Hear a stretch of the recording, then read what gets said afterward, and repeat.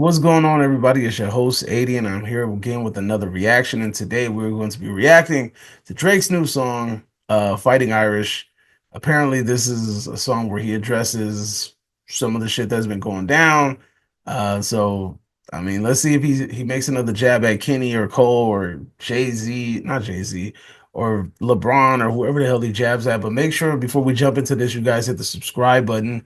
Make sure you guys hit the like button, the share button, all that good stuff. And let's go ahead and jump into this music, shall we? I love you. Yeah. The summer is over, I missed it. Barrel was smoking, I kissed it. Fair showed us the renters for Texas, it's unrealistic. Cut him the check, cause I hate reviewing the budgets and limits. Yo, is this him like spitting like is this like phone recorded or something? Like it seems like this is like a practice run and him like going over the lyrics or something. Let me know in the comment section. Just pay the man. The world fell in love with the gimmicks. Even my brothers got tickets. Seemed like they loved every minute. Just know the shit is personal to us and it wasn't just business. Analyzing behavioral patterns is somewhat suspicious. Niggas was never happy for me when I run up the digits. Or when I'm breaking world records still as I guzzle a Guinness. Or when I get my fifth made back cause the color is different. Remember we traded watches. I gave you the Arabic dial. You gave me a numbered edition. You would even check up on my son like a pediatrician. Sure convinced the gang that shit was rooted in love when it isn't. Showed me how different we are, there's blessings in juxtaposition. I guess now you boys gotta abandon your summer tradition. Cold shoulders I gave in the Hamptons, it come with the distance. Figured we was always gonna be close like ovens and kitchens. I was sadly mistaken, the loyalty wasn't a given. It's all good. And niggas cry the blues for you saying it wasn't malicious. Talking about we family, well I'm not the cousin to visit. God forbid we ever gotta tarnish your public image. All that brother talk as if I really discovered a sibling. 6 degrees, my memories retrieving our humble beginnings. Niggas wanted trouble, grabbed a shovel and dug up some ditches. Cover my body in dirt, but that wasn't me. That wasn't me.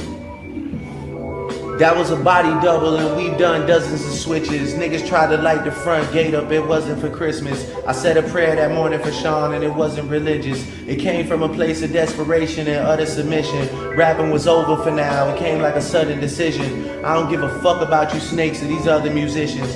Niggas started fucking with my family, I'm going to prison. And we all crashing out together, my brother's complicit.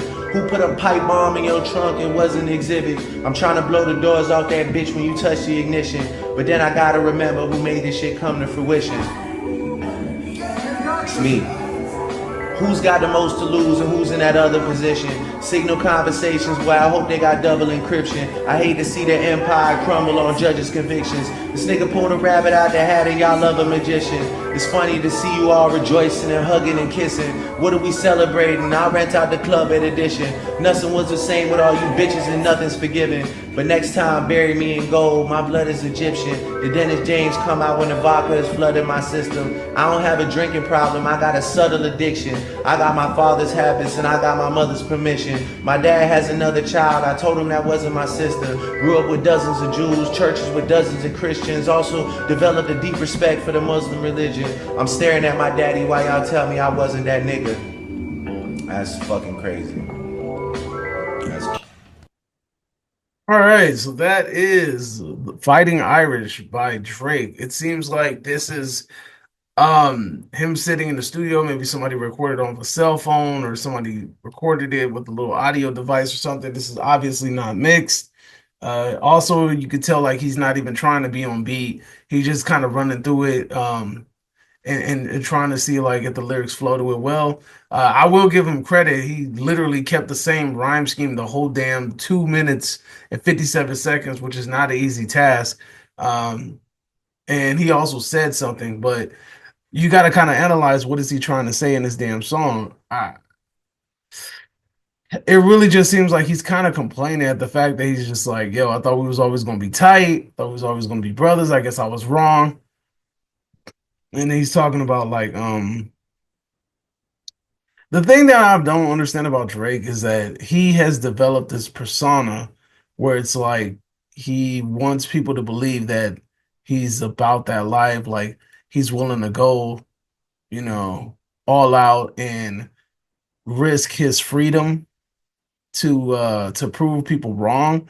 he's willing to prove that like he's like he hard or something. I don't understand it. Like I don't get his obsession with trying to prove that he's hard to people. Like, dude, you're rich. You like have multiples of millions. It's like there's no point of you talking about putting a pipe bomb in somebody's car and shit like that. And like but I will say there's one line in here that comes off as very vulnerable, and this seems like this seems like the Drake that I'm more aware of.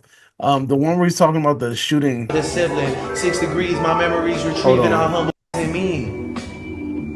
Switches, niggas tried to light the front gate up, it wasn't for Christmas. I said a prayer that morning for Sean and it wasn't religious. It came from a place of desperation and utter submission. Rapping was over for now, it came like a sudden decision. I don't give a fuck about you snakes or these other musicians.